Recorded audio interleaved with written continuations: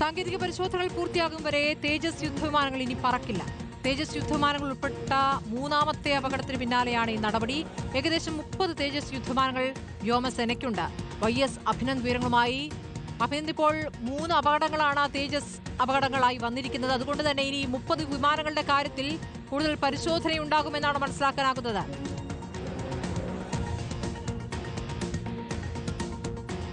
സ്മൃതി, ഏറ്റവും ഒടുവിലുണ്ടായ അപകടം ഈ മാസം 7-ാം തീയതിയായിരുന്നു. ഫോർവേഡ് ബേസിലായിരുന്നു അപകടം ഉണ്ടായത്. അതിനകത്ത് വിമാനം തെന്നിമാറുകയായിരുന്നു. റൺവേയിലെത്തി തെന്നിമാറിയതിനു ശേഷമാണ് അപകടമുണ്ടായത്.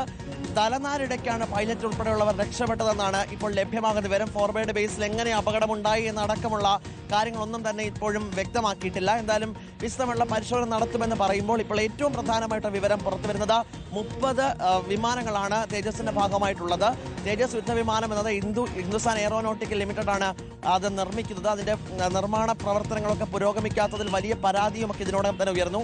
3-ാമത്തെ പ്രാവശ്യമാണ് ഇത്തരത്തിലേക്ക് ഒരു അപകടം ഉണ്ടാകുന്ന സാഹചര്യമുള്ളത്. അതുകൊണ്ട് കർശനമായ സുരക്ഷാ പരിശോധനകൾ ഈ 30 വിമാനങ്ങൾക്കും നടത്തിയതിനു ശേഷം മാത്രം ഇനി പറന്നാൽ മതി എന്നുള്ള വിവരമാണ് നിലവിൽ പുറത്തു വരുന്നത്. PTI വാർത്താ ഏജൻസിയാണ് റിപ്പോർട്ട് ചെയ്തിരിക്കുന്നത്. 2024 മാർച്ചിലായിരുന്നു ജയ്സൽമേറിൽ ആദ്യ അപകടം ഉണ്ടായത്. 2025 നവംബറിൽ ദുബായിലെ എയർ ഷോയ്ക്കിടെ തേജസ് തകർന്നു വീണ് മറ്റൊരു അപകടം. അങ്ങനെ അതിനകത്തൊരു പൈലറ്റ് വീരമൃത്യു വരിക്കുന്ന ഒരു സാഹചര്യം പോലും ഉണ്ടായിരുന്നു. 3-ാമതായി വീണ്ടും അടുത്ത അപകടം ഈ മാസം 7-ാം തീയതി ഉണ്ടാകുന്നു.